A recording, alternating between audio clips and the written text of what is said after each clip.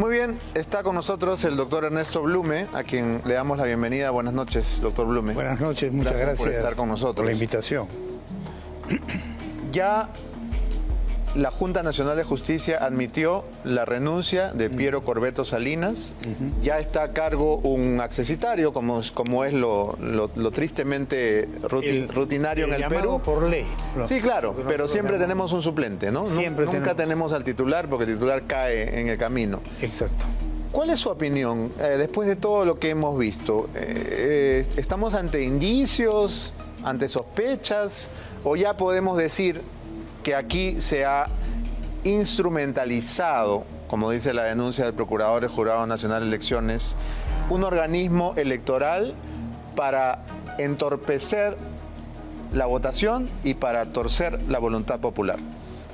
Para contestar esa pregunta que me parece muy importante, yo quisiera hacer un pequeño enfoque constitucional. Por favor.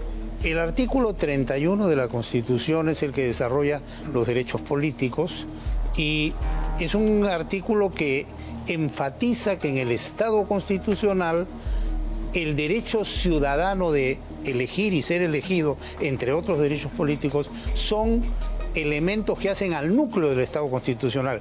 Tanto es así que el último párrafo de este artículo dice literalmente, y si me permite, por favor, lo puedo leer, es nulo y punible. Es decir, es nulo y sancionable penalmente todo acto que prohíba o limite al ciudadano el ejercicio de sus derechos políticos. Es decir, la Constitución considera que el derecho del ciudadano, en este caso específico, de ir y votar, ejercer su derecho de elegir, y el derecho de los escogidos por ese ciudadano, hacen al núcleo del Estado constitucional, y cualquier acción, la Constitución no define cuál, dice cualquier acto que limite o restringe. Entonces uno se pregunta, esta negligencia punible, manifiesta, incomprensible de que el material electoral llegó horas después y cientos de miles de electores esperaron inútilmente y al final cansados se fueron porque no se les podía esperar, pensar que podían estar todo el día. Gente que quiso votar, que estuvo ahí, que esperó y que no pudo votar. Entonces, cuando se dice que es nulo y punible, ¿cuál es el acto nulo y punible? Es el conjunto de actos negligentes que llevan a una instalación tardía de una mesa, violando el derecho de los que esperaron. No sé si entonces, sí, quiere decir que el ciudadano que vio impedido su derecho de votar, que esperó la instalación de la mesa, que nunca se instaló y harto se fue a su casa, tiene el derecho de exigir que esa ley se cumpla. Por supuesto. Si esa ley se cumple, ¿qué es lo que resulta nulo? Exigir que la Constitución se cumpla. Por eso, pero ¿qué es lo que resulta nulo? Es todo el conjunto de acciones que impidieron su voto. ¿Y cuál es la reparación de eso? Que tiene que garantizar el Jurado Nacional de Elecciones. Disponer que esos ciudadanos perjudicados por el conjunto de actos limitativos y lesivos del ejercicio de su derecho político sean resarcidos. ¿Cómo? Dándole una oportunidad para que asistan y voten, porque la Constitución manda nulidad y punibilidad. Son dos elementos. Y es más, esto no es algo que está puesto poéticamente en la Constitución, porque hay artículo expreso en la misma Constitución que establece cuál es el rol del sistema electoral. Y ese sistema electoral señala en el artículo 176 que el sistema electoral tiene por finalidad, y hay que leer bien la Constitución, asegurar que las votaciones traduzcan la expresión auténtica, libre y espontánea de los ciudadanos, y que los escrutinios sean reflejo exacto y oportuno de la voluntad del elector expresada en las ánforas. No se cumple ninguno. Es decir, ninguna de las premisas. Pero mira el mandato constitucional. Por un lado, el legislador constituyente dice: no se puede restringir ni limitar el derecho al voto. Eso es sancionable penalmente y tiene que ser reparado. Y por otro lado le dice a la autoridad electoral, tú tienes el deber constitucional ineludible de garantizar que ese derecho se ejercite y garantizar que la expresión de voluntad expresada en las ánforas corresponda a la realidad. Fíjate la responsabilidad tan grande. ¿Por qué? Porque la concepción constitucional es una concepción que concibe que todos nosotros participemos en la vida política a través del derecho en este caso, elegir y ser elegido. Entonces, lo que ha ocurrido es sumamente grave y aquí se está tratando de minimizar. Y yo te felicito, Beto, que tú asumas la causa de, digamos, enfatizar esa gravedad y que no sea minimizada. Porque más allá de la denominación, el hecho que la autoridad encargada de garantizar el derecho al sufragio dificulte el derecho al sufragio, lo dilate y perjudica a millones o cientos de miles, digamos, de electores a nivel nacional, es gravísimo. Y eso no se puede repetir en el Perú. ¿Qué tendría que haber ocurrido con Corvetto a esas alturas? Desde mi punto de vista, iniciarle una investigación, procesarlo y destituirlo, porque no tiene calificación alguna ni justificación alguna el hecho de que se viole tan grotescamente el derecho ciudadano. Y además, doctor Blume, un funcionario que probadamente ha delinquido, porque estos son delitos, no son simplemente faltas al reglamento, ¿puede renunciar y librarse de todo el problema? Yo pienso un directivo de una empresa, no. Un gerente, después de que ha robado dinero, se puede decir, bueno, me voy, renuncio, no pasó nada, y agarra su pasaporte italiano. No, de ninguna manera. Y ve las autoridades tienen que tomar cartas en el asunto. Pero quiero... Es que lo digo porque el clamor de la gente es ¿por qué no está detenido? Han pasado, ¿cuántos días ya? Bueno, esa es una responsabilidad que tienen las autoridades competentes. Pero 10 días en las que todos los medios de prensa han reportado la cantidad de barbaridades que se han cometido en esta elección. Así es, pero quería enfatizar lo siguiente. Muchos dicen, esta es una falla administrativa. Técnica. Pero vuelvo a repetir, la Constitución dice nulo y punible. ¿Qué es punible? Sancionable penalmente. Es decir, la tipificación delictiva está colocada en la misma Constitución. Y cuando han lesionado el derecho de esos electores, han incurrido en responsabilidad penal.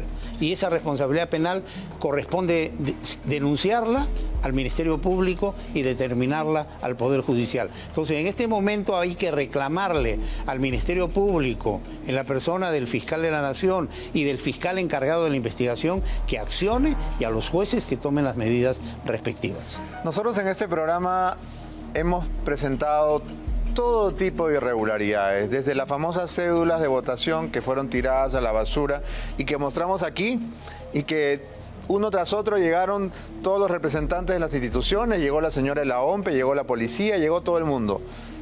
Pero eso no fue lo único. Hoy resultó que en mesas de votación de peruanos en el extranjero, más exactamente en New Jersey, en los Estados Unidos, se escrutaron actas con votos a nombres de partidos imaginarios, a nombres de partidos que no existen. Y esto ya tiene caracteres delirantes. Alucinantes. Es que es increíble, porque es obvio que para un entrenamiento o una capacitación se usan unas cédulas o unas actas con nombres ficticios de partidos, pero que eso se lleve a la práctica y que los votos de ciudadanos peruanos que también se levantaron temprano, hicieron su cola y cumplieron con su deber, se conviertan en votos escrutados para partidos que no existen, ya es de una imaginación criminal que nadie hubiera podido sospechar. Diego Pachas tiene el informe.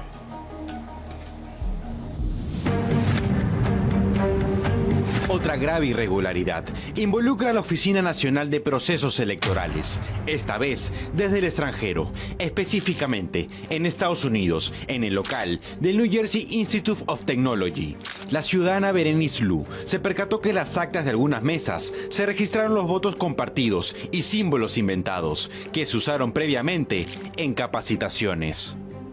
Y encuentro el acta con unos partidos políticos que alguien se inventó tipo cuando pasa el temblor, unos iconos que no pertenecen a la elección, cargadas en la página web, que es supuestamente la página oficial, donde todos los ciudadanos podemos verificar nuestro voto. Claro, y hacer un seguimiento de cómo van las votaciones. Entonces, me encuentro con esto que no se condecía con las elecciones que estamos viviendo, pues no. Partidos como Somos el futuro del mundo, Paz, Armonía y Amor, y nadie nos prometió un jardín de rosas, registrados como oficiales, una irregularidad inimaginable. No puede haber una elección legítima con el señor Corbeto. No es un tema personal, pero el señor ha perdido la legitimidad. Ya no se puede hacer un proceso electoral creíble con él ahí. Por eso es que él mismo ha aceptado que se tiene que ir. Una mesa de 500 votantes, donde el acta de senadores nacionales presentó símbolos y partidos inexistentes. Eso quiere decir que alguien está metiendo mano a lo que ya el ciudadano vio. Y no salen a dar absolutamente ninguna explicación. A mí, ¿quién me puede asegurar, o al ciudadano común y corriente, acuicioso, ¿no? Que les sobra un poco de tiempo en las noches, ¿quién le puede asegurar que el cambiazo de votos no se hace regularmente? Tenemos una serie de errores, uno tras otro, tras otro, tras otro. En la mesa 086793 fue observada para llevarla al jurado electoral especial, específicamente para la Cámara de Senadores, Distrito Único y la Cámara de Diputados. En este caso, fue considerada acta con error aritmético y posteriormente llevada al jurado electoral especial. Lo mismo con la mesa 086794, que también presenta lo mismo. Partidos inventados con la numeración de votos registrados. En este caso, el señor Corbeto probablemente no le genera confianza a nadie. Ha generado una elección, ha administrado una elección con muchísimas irregularidades. Si el señor Corbeto se mantendría en su cargo, probablemente está garantizado que el que pierda la elección en segunda vuelta va a querer salir a cuestionar el resultado. Según la página de la OMPE, la mesa 086794 ha sido enviada al jurado electoral especial en la votación de la Cámara de Senadores para Distrito Único y Múltiple. Sin embargo, el 13 de abril fue considerada como acta ilegible, por lo que decidieron que lo mejor sería que lo vea el jurado electoral especial. Un acto más de que la OMPE ha actuado de manera extraña en estas elecciones. Ya tenemos en nuestro corazón sembrada la duda. Y no importa de qué partido uno sea, de izquierda o de derecha, eso ya trasciende las posiciones políticas, ¿no? Nunca, yo tengo 53 años, nunca en mi vida he visto esta cantidad de errores sucesivos uno tras otro. Y los señores de la OMPE tienen 5 años para preparar las elecciones, 5 años. Y las pagamos durante 5 años para que las elecciones sean pulcras. Debido a la denuncia hecha por Berenice Lu, la OMPE se pronunció y aseguró que nuevamente todo se trataba de un error. Gracias a la fiscalización de la población, la OMPE recién se ha dignado a poner los resultados oficiales. En Nueva Jersey, las actas contabilizadas han llegado al 57.8%. El 29% de actas de esa zona han sido enviadas al jurado electoral especial.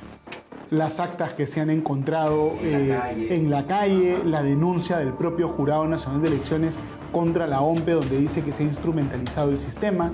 Cuando se hacen los cálculos hay cientos de miles de personas, quizás cerca de 500.000 de personas que no ha podido votar de repente porque las mesas se abrieron tarde.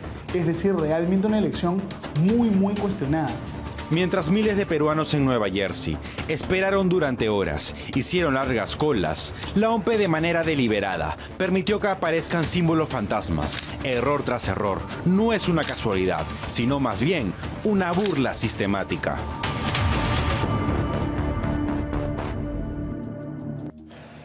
He leído en las redes sociales comentarios sobre este caso diciendo que bueno, que se trata de un error anecdótico, ¿no? Que cualquiera se equivoca. No, ningún error en esta elección ha sido anecdótico. Es más, podríamos decir incluso que ninguna irregularidad ha sido un error, y lo hemos dicho desde el inicio.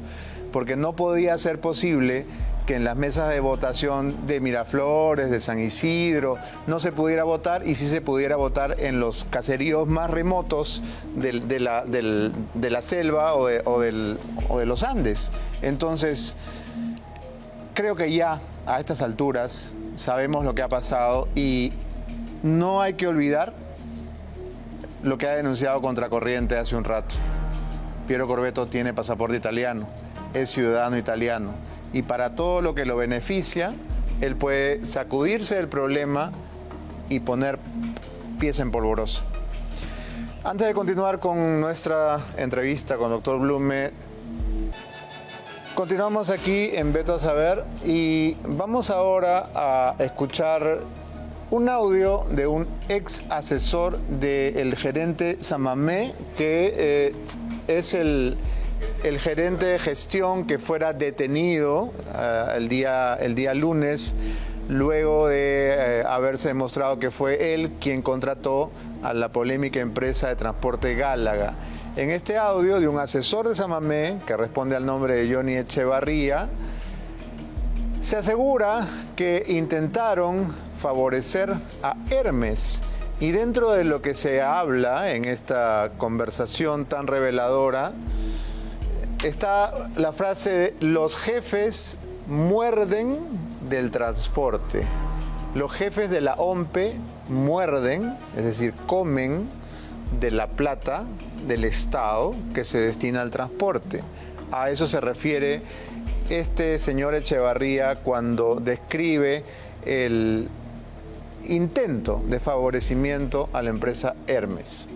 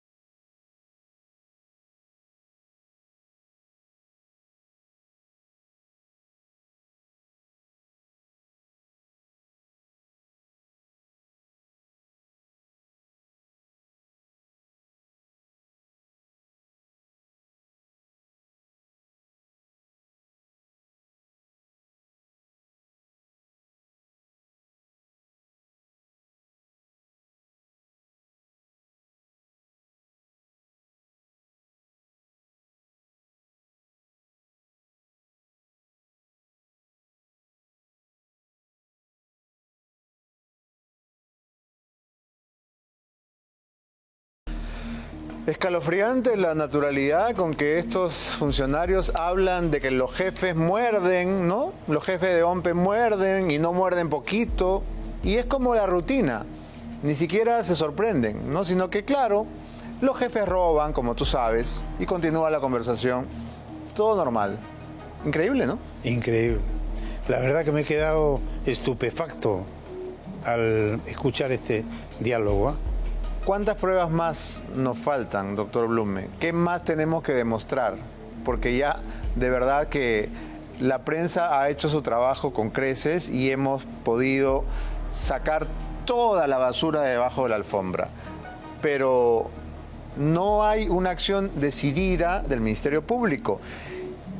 Se extraña esa severidad con la que se pateaba las puertas de los presidentes de la República. Exacto. Exacto, yo creo que aquí... ¿Dónde está esa fiscalía que iba con el torito y le tumbaba la puerta a Dina Boluarte ahora? Yo creo que el Ministerio Corbeto es Público intocable. Tiene que reaccionar, ¿eh? Algo hay, ¿no? Y hago votos para que reaccione. Y por otro lado, este es un reto para el Jurado Nacional de Elecciones, que tiene que ponerse los pantalones bien puestos y tomar las decisiones que sean necesarias en rescate del respeto a la voluntad popular y al derecho al sufragio.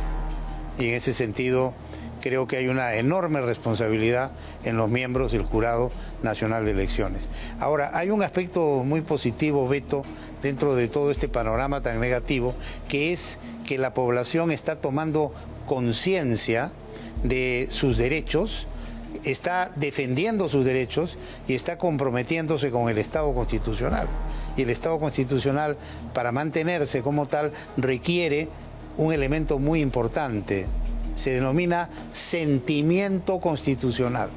Y está surgiendo en la población el sentimiento constitucional de defender la verdad, defender sus derechos, defender la voluntad popular, defender sus instituciones e ir avanzando en la construcción de nuestro querido Perú. Y creo que eso es, dentro de todo, positivo.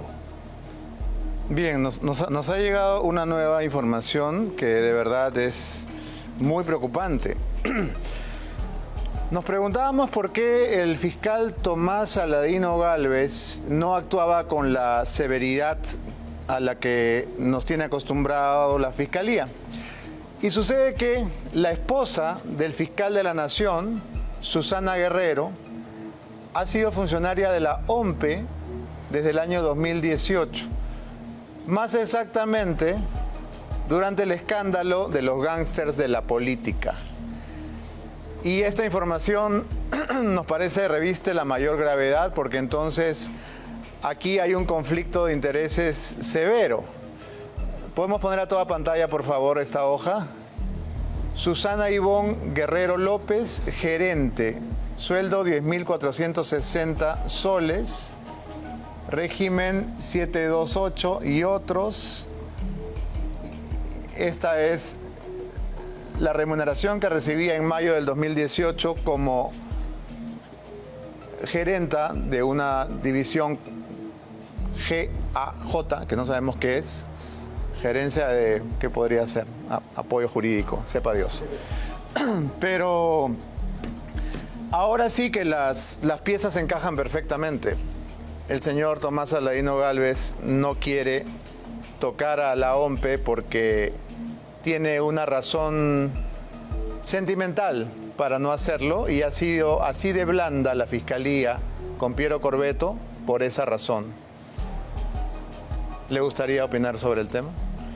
Yo hago votos para que las cosas vuelvan a su cauce y quisiera por ahora abstenerme de emitir una opinión porque quisiera mayor información. Habría que ver si la esposa del fiscal es funcionaria de carrera, cuánto tiempo está, etcétera, varias circunstancias. Pero evidentemente es un tema preocupante y el señor fiscal tiene que dar una explicación al país y urgente. De acuerdo, ojalá lo haga a la máxima brevedad porque se trata de un caso sumamente grave. Muy bien, tenemos que despedirnos aquí. Doctor Blume, gracias por habernos acompañado. Gracias por la invitación.